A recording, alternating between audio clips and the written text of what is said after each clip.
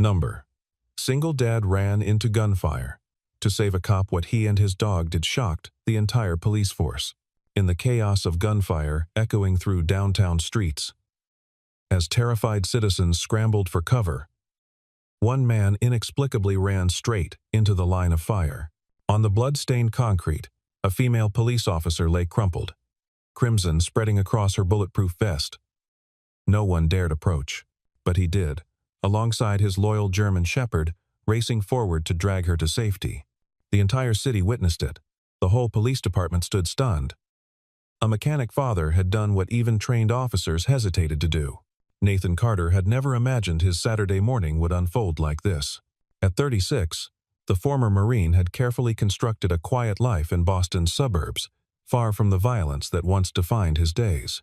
His powerful frame, standing 6 feet tall with muscles earned through years of military service, moved with practiced efficiency through his auto repair shop each day. The sun-weathered skin and short brown hair framed eyes that held depths of experience, gray-blue orbs that had seen too much, lost too much. A faint scar ran along his left shoulder, a permanent reminder of Fallujah, though that wasn't the wound that hurt most. 3 years had passed since cancer stole Sarah from him. 3 years since he'd held his wife's hand as she slipped away in a sterile hospital room, her once vibrant spirit finally surrendering to the disease that consumed her from within. He'd traded his dress blues for coveralls that day, walking away from a military career that suddenly meant nothing without her to come home to. The only thing that mattered now was Astrid, their daughter, 8 years old with her mother's honey blonde hair, and those same striking blue eyes that could shift from laughter to concern in a heartbeat. Astrid was everything. Smart beyond her years, she devoured comic books and fantasy novels with equal enthusiasm, often reading to Rex, their 5-year-old German shepherd, as if he understood every word. Perhaps he did. The dog had come into their lives shortly after Sarah's death. A puppy Nathan had impulsively adopted from a shelter, thinking Astrid needed something to love that wouldn't leave her. Rex had grown into 70 pounds of loyalty and protection, his black and tan coat gleaming with health, his intelligent eyes always tracking Astrid's movements. Their neighborhood in Dorchester had changed in recent years. Once a working-class haven where everyone knew their neighbors, it had become increasingly unstable. The Iron Vultures motorcycle gang had expanded their territory, bringing drug deals and violence to streets where children once played freely. Trust in law enforcement had eroded after several scandals involving corrupt officers, leaving residents caught between criminals who ruled the night and police they no longer believed in. Officer Amanda Blake understood that mistrust better than most. At 32, she'd spent 8 years fighting crime and corruption with equal fervor, earning commendations for her arrests and enemies for her refusal to look the other way. Her angular face, framed by dark brown hair, always pulled back in a regulation bun, bore the determined expression of someone who'd chosen the harder path. The small scar on her chin came from a dealer's knife 2 years ago. He'd tried to bribe her first, then tried to kill her when she'd refused. She'd arrested him with blood still dripping down her neck. Her current assignment had consumed 6 months of careful investigation. The Iron Vultures weren't just dealing drugs anymore. Intelligence suggested they'd moved into arms trafficking, somehow acquiring police-grade weapons that should have been destroyed. Someone inside the department was feeding them information and equipment. Amanda had volunteered to go undercover. Knowing her reputation as a straight arrow made her the least likely to be suspected as the investigator. The morning started like any other for Nathan and Astrid. They walked to the farmer's market 3 blocks away, Rex padding alongside them without a leash. He never needed one. Astrid chatted about her latest book, something about dragons and knights, while Nathan half listened, his mind on the transmission job waiting at the shop. The autumn air carried hints of coming winter, and he made a mental note to buy Astrid a new coat soon. Sarah would have already had one picked out by now. They were passing the old parking garage on Hancock Street when everything changed. The sharp crack of gunfire split the morning calm, followed by screams and the sound of running feet. Nathan instinctively pushed Astrid behind him as people fled past them, their faces masks of terror. Through the chaos, he saw her, a police officer down on the asphalt, trying to crawl behind a parked car while crimson spread across her left shoulder. 2 figures in black moved through the shadows of the garage, weapons raised. The officer's service weapon lay feet away where she'd dropped it, her hand pressed desperately against the wound. Nathan's military training kicked in, his mind calculating angles, distances, threats. But stronger than training was Astrid's small hand in his, her voice trembling as she whispered words that would change everything. "Dad, we have to help her." The words hit him like ice water. His daughter, seeing someone in danger, expected him to act. Expected him to be the hero she'd always believed him to be. Nathan's chest tightened as memories flooded back. Sand and heat, the weight of a rifle, the faces of men he'd served with who hadn't made it home. He'd left that world behind. Promised himself he'd never again put himself in danger. Because Astrid needed him whole and alive. But the officer was dying. He could see it in how her movements grew sluggish, how the pool of blood expanded. The shooters were repositioning, preparing to finish what they'd started. And his daughter was watching him, waiting to see what kind of man her father really was. Nathan spotted the corner store 20 feet away, its owner, Margaret Wilson, peering anxiously through the window. He made his decision in a heartbeat. Scooping Astrid up, he ran to the store, practically throwing her inside. "Call 911, he told Margaret.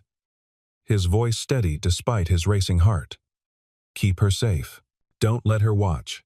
Before Astrid could protest, before his rational mind could stop him, Nathan was running.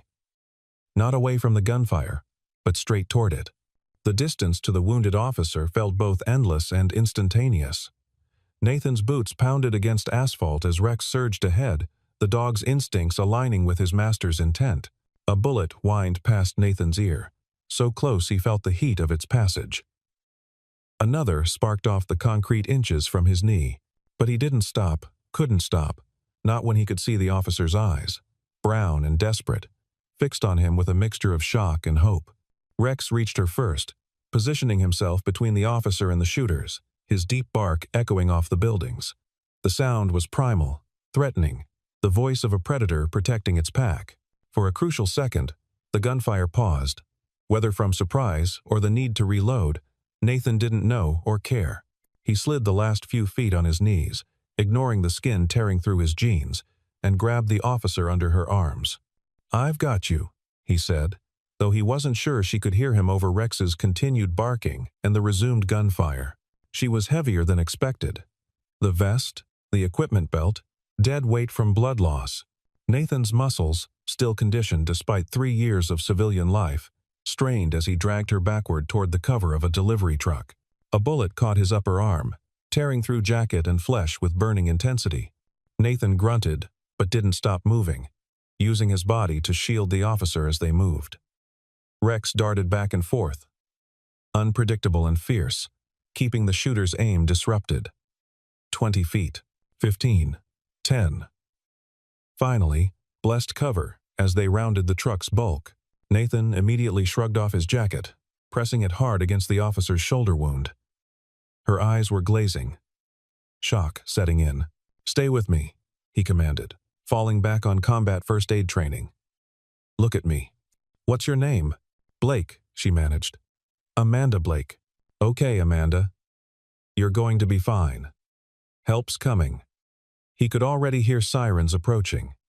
His own arm throbbed, blood seeping through his shirt. But it could wait. The shoulder wound was the priority. He maintained pressure while using his free hand to check for other injuries. Professional and calm despite the chaos around them, the shooters had fled at the sound of sirens, vanishing into the maze of back alleys they obviously knew well. Rex returned to Nathan's side, alert but no longer aggressive, his muzzle stained with foam from barking. Security cameras from 3 different buildings had captured everything. Nathan's desperate run, his shielding of Amanda, Rex's fearless intervention. When the first patrol cars screamed onto the scene, Nathan thought the danger was over. He was wrong. The responding officers saw a blood-covered civilian crouched over one of their own. They saw Rex, hackles still raised, teeth bared at anyone who approached too quickly. They saw what they expected to see. Threat, not hero. Weapons drawn, they ordered Nathan to step away from Amanda, to get on the ground, to control his dog. "I'm trying to help her," Nathan said, not moving his hands from the compress. "She's lost a lot of blood." The shooters went east through the alley. But Sergeant Dante Cross, the shift commander who'd arrived with the second wave of units, wasn't interested in Nathan's version of events. Tall and lean with meticulously styled blonde hair and cold gray eyes that never seemed to blink, Cross had the look of someone who'd decided guilt before asking questions. His pale complexion and sharp features gave him an almost predatory appearance as he studied the scene. "Secure the civilian," Cross ordered. "Get that dog controlled. And somebody get Blake to the hospital." Paramedics finally reached Amanda, taking over from Nathan with professional efficiency. As they loaded her onto a gurney, she tried to speak, to tell them Nathan had saved her. But Cross wasn't listening. His attention was fixed on Nathan, studying him with an intensity that made Nathan's military instincts scream danger. The next hours became a nightmare of procedure and suspicion. Nathan was taken to the station, his arm treated perfunctorily by an EMT before he was placed in an interview room. Rex was removed by animal control despite Nathan's protests, destined for a quarantine facility until his threat level could be assessed. Worst of all, Astrid was taken into protective custody by Child Protective Services, the trauma of seeing her father arrested compounding her fear. Margaret Wilson, the store owner who'd sheltered Astrid, had tried to explain what she'd witnessed, but her statement was filed away without seeming interest. The narrative was already being written, and it didn't include civilian heroes. In the stark interview room that smelled of burnt coffee and desperation, Nathan faced Cross across a metal table scarred by years of similar confrontations. Cross's questioning style was psychological warfare. Long silences, repeated questions, implications wrapped in seemingly casual observations. "Former Marine," Cross noted, reading from Nathan's file. "Combat experience. PTSD diagnosis after discharge. Lost your wife 3 years ago. That's a lot of trauma, Mr. Carter. Sometimes trauma makes people do unexpected things, like save a police officer." Nathan kept his voice level, recognizing the interrogation tactics, like being in exactly the right place, at exactly the right time. "You know what I find interesting?" Cross leaned back, his expensive watch catching the fluorescent lights. The Iron Vultures knew exactly where Officer Blake would be. That was supposed to be a confidential surveillance position. So either we have a leak in the department, or someone on the outside knew about the operation. "I was taking my daughter to the farmer's market. Checked the security footage from every Saturday for the past year. Same route, same time." Cross smiled, an expression that didn't reach his eyes. "Convenient. A routine that puts you right where you needed to be." Two younger officers, Liam Morrison and Finn Walsh, watched through the observation window. Both in their early 30s, they'd joined the force with ideals about justice that 5 years on the job hadn't quite crushed. They exchanged troubled looks as Cross continued his aggressive questioning. "This doesn't feel right," Liam muttered. He was stocky and earnest, with red hair that refused to stay regulation length. The guy ran into Gunfire. His dog protected Blake. Why are we treating him like a suspect? Finn, taller and darker with the build of a runner, shook his head. Cross has been weird about this whole Iron Vultures investigation. Remember when those weapons went missing from evidence? He shut down questions real fast. Meanwhile, Amanda Blake was fighting her own battle. She'd woken in the hospital to find her department treating her rescuer as a potential accomplice. Despite the pain medication clouding her thoughts and the doctor's orders to rest, she demanded access to a computer and began her own investigation. Nathan Carter's service record told a story of honor and sacrifice. Multiple commendations, a Bronze Star for pulling 3 wounded Marines from an ambush in Afghanistan. He'd left the military not because of PTSD, as Cross suggested, but to care for his dying wife. His financials showed a man living paycheck to paycheck, putting every spare dollar into Astrid's college fund. The garage where he worked gave him glowing references. Honest, skilled, never missed a day, except when Astrid was sick. This wasn't a criminal. This was a hero being railroaded. Amanda's investigation took a darker turn when she accessed the Iron Vultures file. The gang's expansion coincided precisely with several evidence room discrepancies. Weapons logged as destroyed had surface registration numbers that matched those recovered from gang arrests. Someone inside was arming them, and that someone had known about her surveillance position. She thought about Cross's behavior at the scene, how quickly he'd moved to isolate Nathan, how he'd dismissed witness statements. A terrible suspicion formed, one that made her shoulder wound seem trivial by comparison. At the garage, crime scene techs processed Nathan's workspace with unnecessary thoroughness. They were looking for evidence of gang connections, drug residue, anything to support Cross's theory. What they found instead was a listening device, professional grade, hidden under Nathan's workbench. Constance Hale from Internal Affairs arrived within an hour. At 40, she had the worn efficiency of someone who'd seen too much corruption to be surprised by anything. Her dark hair, pulled back severely, framed a face that gave away nothing as she examined the device. "This is department issue," she said quietly to her partner. "Serial number matches our inventory. The question is, who signed it out, and why it's here?" The investigation's focus shifted, though Nathan remained in custody. Constance's team traced the device's authorization. It had been signed out by Cross 6 weeks ago for an authorized surveillance that didn't appear in any official files. The ammunition that had struck Amanda matched a lot, reported stolen from the evidence room, a theft Cross had personally investigated and declared unsolvable. The pieces were falling into place, painting a picture of corruption that reached deeper than anyone wanted to admit.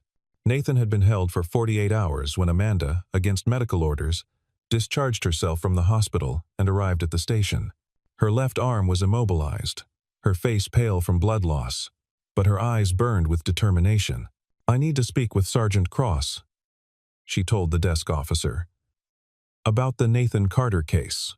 Cross appeared within minutes, his expression carefully neutral. "Officer Blake, you should be recovering. Nathan Carter saved my life. I'm prepared to testify to that. I'm also prepared to testify that my surveillance position was known only to 3 people. Myself, Lieutenant Morrison, and you."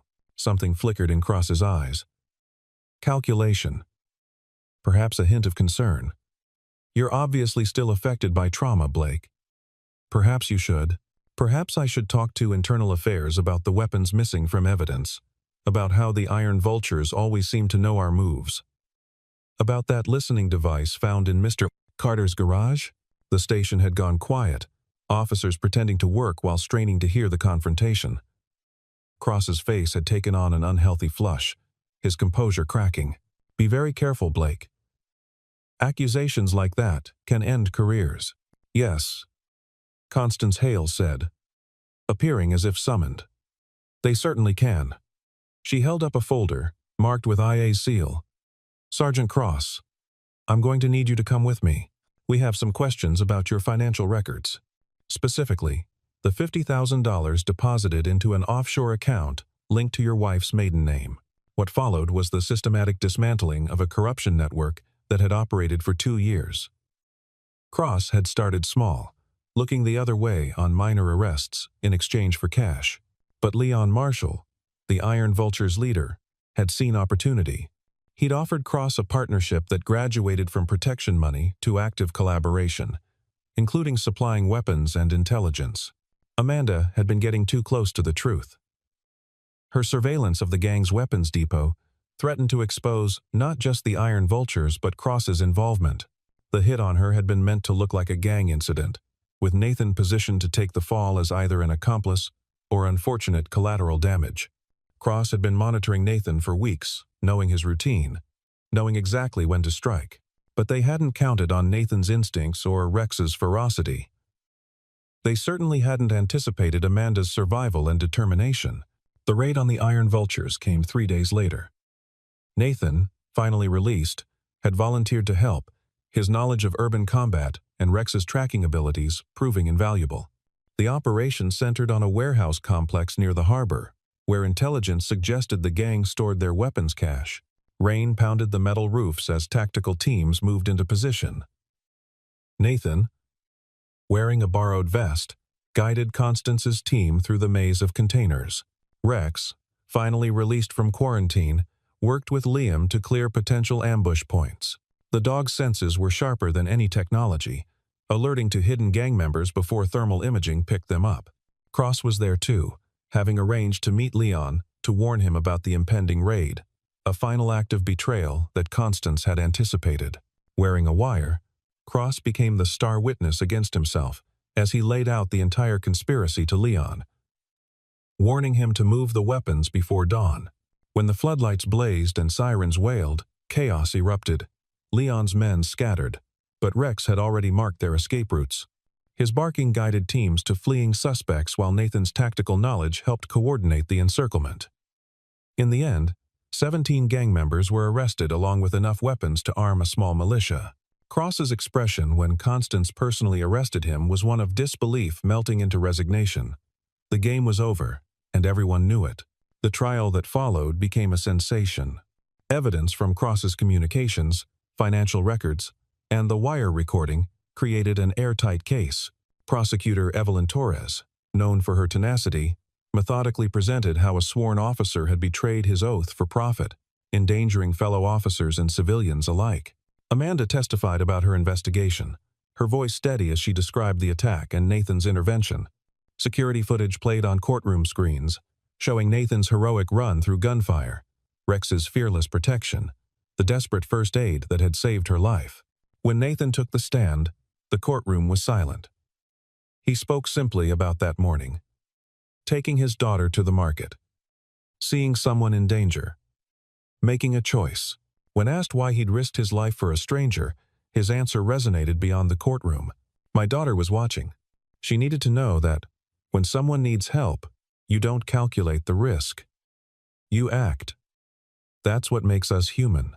Cross received 25 years for corruption, attempted murder, and weapons trafficking. Leon Marshall got life without parole. 17 other conspirators received various sentences. The case triggered a massive reform of the Boston Police Department's evidence handling procedures and internal oversight. Nathan received the Citizens Medal of Valor from the mayor, though he looked uncomfortable in his borrowed suit as cameras flashed. What meant more was Astrid in the front row, beaming with pride. Rex sitting perfectly still beside her despite the crowd. The city had found an unlikely hero in a grieving mechanic who just wanted to raise his daughter in peace. The garage where Nathan worked saw business triple as grateful citizens brought their cars to the man who'd restored their faith in everyday courage. Nathan hired 2 assistants to handle the overflow, creating jobs in a neighborhood that desperately needed them. He also began teaching free self-defense and first aid classes at the community center, skills he insisted everyone should have. Rex became a certified therapy dog, with Astrid as his junior handler. They visited hospitals and schools, Rex's calm presence and Astrid's enthusiasm bringing comfort to those who needed it. The girl who'd lost her mother had found purpose in helping others heal. Amanda became a regular visitor to the Carter household. Initially, she came to thank Nathan, then to check on his recovery, then simply because she enjoyed their company. She taught Astrid chess and card games that sharpened strategic thinking. She helped Nathan with the bureaucracy of victim compensation claims. Slowly, without either quite planning it, she became part of their routine. There was something healing in their shared experiences. Amanda understood loss, having lost her partner in a shooting 5 years prior. Nathan understood the weight of survival, the guilt that came with being the one who walked away. Together, they found a balance, each filling gaps the other didn't know existed. 6 months after the shooting, Boston Common was painted gold by autumn sunset. Astrid ran ahead with Rex, the 2 chasing fallen leaves while early evening joggers smiled at their enthusiasm. Nathan and Amanda walked slower, a comfortable silence between them that had replaced the need for constant conversation. I never thanked you properly, Amanda said suddenly, her recovered arm brushing against his. Not just for saving my life. For believing in justice when the system failed. For showing Astrid that integrity matters. Nathan glanced at her, noting how the setting sun caught the amber flecks in her brown eyes. You fought for me when everyone else assumed the worst. Thanks enough. No, Amanda said, stopping their walk. It's not. She turned to face him fully, her expression serious but soft. Nathan, these past months, I came to your house to thank a hero, but I stayed because I found a family. You, Astrid. Even Rex. You've given me something I didn't know I was missing. Nathan's hand found hers, calloused fingers intertwining with her smaller ones. The touch was answer enough. But he spoke anyway. Sarah would have liked you. She always said I needed someone who could challenge me, keep me honest. Someone who could love Astrid as much as she did. And do I? Amanda asked, though they both knew the answer. Astrid had started calling her Aunt Mandy, then just Mandy. And lately, sometimes, carefully, Mom, you know you do, Nathan said, pulling her closer. Around them, Boston continued its evening routine, but in their small circle of connection, time seemed to pause. Astrid had noticed them stopping and ran back, Rex at her heels. She looked at their joined hands, at the way they stood close enough to share warmth, and her face lit with a smile that could have powered the city. Are you guys finally going to get married?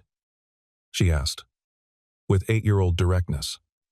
Because Rex and I have been waiting forever. Amanda laughed, the sound bright against the autumn air. Nathan shook his head, smiling despite himself. We should probably date first, kiddo. Dating's for people who don't know each other. Astrid declared. You already know each other. Mandy knows you put too much sugar in your coffee and leave your socks everywhere. You know she sings in the shower and can't cook anything except eggs. Rex knows she gives him treats when you're not looking. What else is there? As if in agreement, Rex barked once, tail wagging, as he looked between the 3 humans who'd become his pack. The German shepherd who'd charged into Gunfire seemed to understand that the real victory wasn't in the violence prevented, but in the family preserved and expanded. Amanda knelt to Astrid's level, her voice serious. How would you feel about that? If your dad and I, if we became a real family. Astrid threw her arms around Amanda's neck, nearly knocking her over. I already picked out my dress for the wedding. It's blue, like Mom's was. Dad showed me pictures. She would want him to be happy. She would want me to have someone who reads to me and teaches me chess and makes Dad smile again. Nathan joined the embrace, his strong arms encompassing both of them while Rex pressed against their legs, completing the circle. In that moment, on an ordinary path in Boston Common, a new family solidified. Not born from conventional beginnings, but forged in crisis, tested by injustice, and strengthened by choice. The sun dipped below the skyline, painting the city in shades of amber and rose. They walked home together, Astrid between Nathan and Amanda, their hands linked over her head while she swung between them. Rex trotted ahead, alert as always but relaxed, knowing his people were safe. The garage, the badge, the memories of violence and loss. None of it disappeared, but it transformed, became foundation rather than weight. Nathan still worked on cars but now also taught veterans how to transition to civilian life. Amanda still wore the uniform but with renewed faith in the justice it represented. Astrid still missed her mother, but had learned that love multiplies rather than replaces. 3 months later, on a clear winter morning with snow dusting the courthouse steps, Nathan Carter and Amanda Blake exchanged vows in a simple ceremony. Astrid stood as maid of honor, Rex as ring-bearer with the rings tied to his collar. Liam and Finn were groomsmen, Constance and Margaret among the small gathering of witnesses. The judge who performed the ceremony was the same one who'd presided over Cross's trial, and she smiled as she pronounced them husband and wife. From chaos, courage. From injustice, truth. From loss, love renewed. May your union be as strong as the character you've both displayed. As they kissed, Astrid and Rex both barked. One with laughter, one with joy. And the photographer captured a moment that would later hang in their living room. A father who'd run toward danger. A mother who'd fought for truth. A daughter who'd never lost faith. And a dog who'd protected them all. Behind them, through the courthouse windows, Boston stretched out under winter sun, a city where one moment of courage had rippled outward, touching lives and rebuilding faith in ways no one could have predicted. The mechanic who just wanted quiet had found purpose. The cop who'd fought alone had found partnership. The girl who'd lost her mother had found family multiplied. and the German shepherd who'd charged into Gunfire had found his pack complete and protected. Sometimes heroes wear capes, sometimes they wear badges or uniforms. But sometimes they wear oil-stained coveralls and just want to take their daughter to the farmer's market. Nathan Carter was all of these and none of them. Simply a man who'd chosen courage when it mattered most. And in doing so, had discovered that the greatest rescue wasn't pulling someone from danger, but building something worth protecting from the ashes of loss. As the small wedding party dispersed into the winter morning, Astrid tugged on Nathan's hand. "Dad, does this mean Rex gets another medal for being the best ring bearer?" Nathan laughed, scooping her up despite her protests that she was too big for such things. "I think Rex has earned all the medals he needs. He's got his family. That's worth more than all the recognition in the world." Amanda leaned against Nathan's shoulder, her wedding ring catching the light. "Speaking of family, there's something we should probably tell you, Astrid." The girl's eyes widened with hope. Is there going to be a baby?" "Not yet," Amanda said, smiling at the disappointment that flashed across Astrid's face. "But we've started the adoption process for a little boy named Marcus. He's 6, lost his parents last year. He needs a family. And we thought, I'm going to be a big sister?" Astrid's shriek of joy sent pigeons scattering from the courthouse steps. Rex barked in response, tail wagging frantically. "When? Can I meet him? Does he like dogs? Will he share my room?" As the newly formed Carter-Blake family walked toward their car, discussing bedroom arrangements and favorite colors and whether Marcus would like comic books, the city around them continued its rhythm. But for those who'd witnessed their story, the officers who'd learned to question orders that didn't feel right, the citizens who'd seen ordinary courage triumph over corruption, the children who'd watched a family rebuild itself from tragedy, Boston felt a little safer, a little more hopeful, because Nathan Carter had run into Gunfire not as a soldier or a hero, but as a father and a human being who couldn't walk away from someone in need. And in that simple, devastating choice, he'd reminded an entire city that courage isn't the absence of fear but action in spite of it, that justice isn't just a professional obligation, but a personal responsibility, and that love, real love, doesn't end with loss but grows stronger, encompassing new hearts, willing to risk everything for each other. The story of the single dad who ran into Gunfire would be told in police academies and community centers, in bedtime stories and news retrospectives. But for Nathan, Amanda, Astrid, and Rex, it was simply the beginning of their story. A family forged in crisis, bonded by choice, and protected by a loyalty that no force on earth could break.